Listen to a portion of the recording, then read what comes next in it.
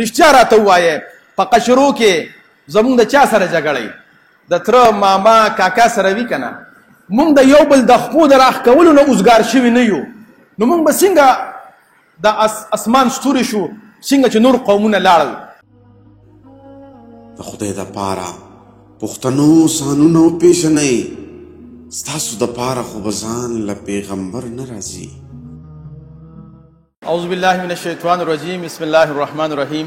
بعضې خلک داسې ژوند تېروي چې لکه جوړ اړومري به نه او بعضې خلک داسې مړه شي لکه چې اړو پیدا شوي نه وو. څه وجه ده؟ بنیادي وجه دا ده چې کومو خلکو ځان له ویژن جوړ کړی دی او ګول سیټینګ یې کړی دی او د یو مقصد لاندې ژوند تېر کړی دی نو که هغه نن مړه دي بیا هم ژوندي دي او موږ یې تاسو پیژنو او بعضې خلک اوس هم ژوندي دي نوم نشانې نشته دی. ریزن دغه دی چې هغې خپل ویژن ګول سیټینګ او د پرپز مطابق ژوند نه دی تېر کړی. لکه د مثال په توګه باندې ډاکټر مارټر کینګ ډاکټر کینګ جونیئر په نوم باندې مشهور دی. آی هیو ا ډریم سپیچ په امریکا کې سیول رایټس موومنټ شروع کړی و. چا چا د نوم اورېدلی دی؟ ماشاءالله ماشاءالله. تاسو دې سره میلاو شوی چې تا نو ولې پیژنئ؟ د هغه د ویژن د وجې نه د هغه د کار د وجې نه نن هغه مړ دی خو ګویا کې په کتابونو کې او چې څونه موومنټس دي نو په هغه موومنټس کې آی هیو ا ډریم سپیچ از ویری پاپولر.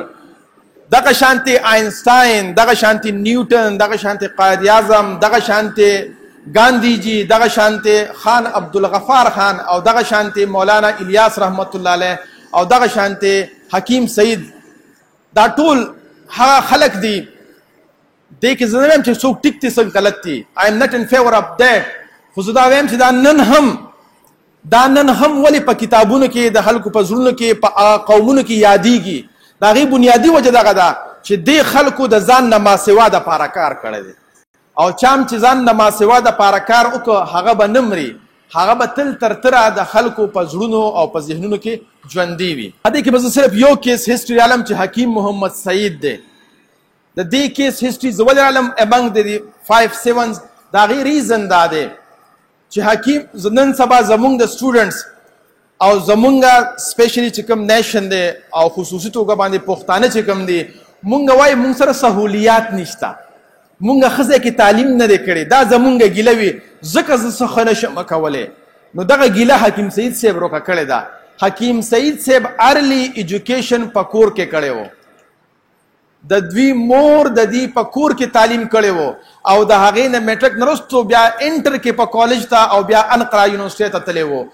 نو تاسو راته ووایئ چې یو ماشوم په کور کې تعلیم وکړي او هغه بیا دونه په ژوند کې اچیومنټ وکړي لکه چې حکیم سعید صاحب 10 लाख پرسکرپشن لیکلی. پرسکرپشن حکیم سعید صاحب 80,000 پیجز رائٹ اپ کړی دی نونحال بچوں کا اور خواتین کا اور میڈیسنس کا مختلف سیزونو باندې 80,000 پیجز لیکلی دي. حکیم محمد سعید صاحب گورنر سندھ پاتې شوی دی. حکیم محمد سعید صاحب وائس چانسلر همدرد یونیورسٹی پاتې شوی دی.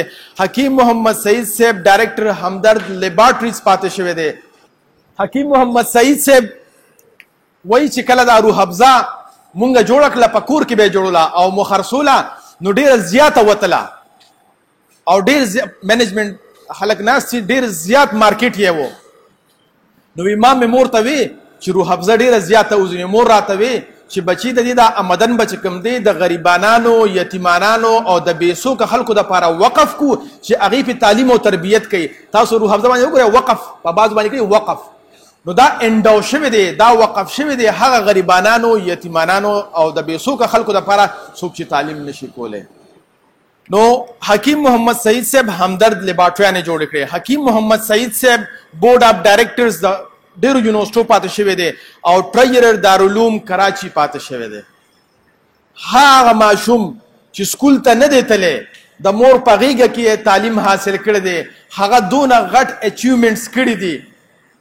وجه څه وه؟ د هغه مورې ویژن او هغې د ماشوم له ګول سیټ کړي و، ویژن یې سیټ کړی و او د هغې په بنیاد باندې حکیم محمد سعید صاحب دونه کنټریبیوشن وکړه. نو اوس خو زمونږ دا ګیله روکه شوه چې ما په ټاټ باندې سبق ویلی، ما په خپله په ټاټ باندې سبق ویلی دی، تختې باندې به م لیکل کول او په دې املا باندې مې اوس هم 3 نښې پرتې 3 نښې.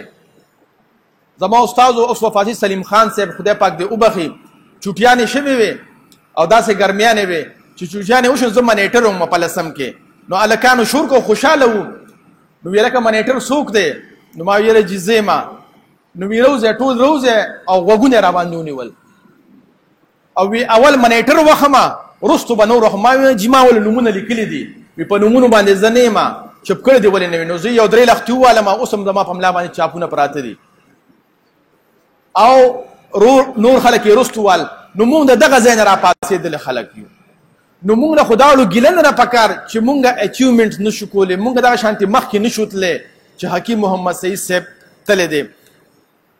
خو حکیم محمد سعید صاحب په خپله سوانح عمره کې یو خبره لیکلې ده کہ زندگی میں کبھی ایسا ہوا نہیں کہ سورج نکل رہا ہو اور میں سو رہا ہوں. په ژوند کې داسې نه دی کړی چې لمر خیږي او زه اوده یم. د اوده ګجر د میخې کټېزېږي، ته د ویښ ګجر نه واله نصیحته. مونږ چې خوبونه کوو وی طالبه خاورې به مولا شي چې په کتاب پروت یادوي شینکي خالونه. نو مونږ خو په کتاب پروت هم بل څه یادو او یا خوب کوو. نو په دې باندې خو اچیومنټ نه راځي، اچیومنټس به په ګول سیټنګس باندې راځي او د هغې مطابق به خپل ژوند تېروو، نو هله به یو مقام ته رسو. او که داسې نه وي نو این خیال است و مخال است. دا هسې بیا د شیخ چیلي قصې به جوړې شي او مونږ به همدقه شانتې دا قوم به رستو وي. د دنیا قومونه ستوري د اسمان شو، مونږ لا هغسې د ځمکې قابل نه یو. رښتیا راته ووایې په قشرو کې زمونږ د چا سره جګړی؟ د تره ماما کاکا سره وي که نه؟ مونږ د یو بل د خپو د راښ کولو نه اوزګار شوي نه یو. نو مونږ به څنګه د اسمان ستوري شو څنګه چې نور قومونه لاړل؟ ایلان ماسک کې خو د بهر ځي بره کورونه جوړوي او زمونږ د دلته کورونه روان وي. د هغې ریزنز دا دی چې زمونږ په ژوند کې یو مقصد پکار دی او د هغه مقصد لاندې ګول سیټنګس پکار دی او په هغې باندې ژوند تیرول پکار دی. نو انشاءالله العظیم دا داسې قوم دی چې بیا په مخ د ځمکه د دې نه به سکسسفل قوم نه وي، خو بشرط دی که دا سیس پکې راغی.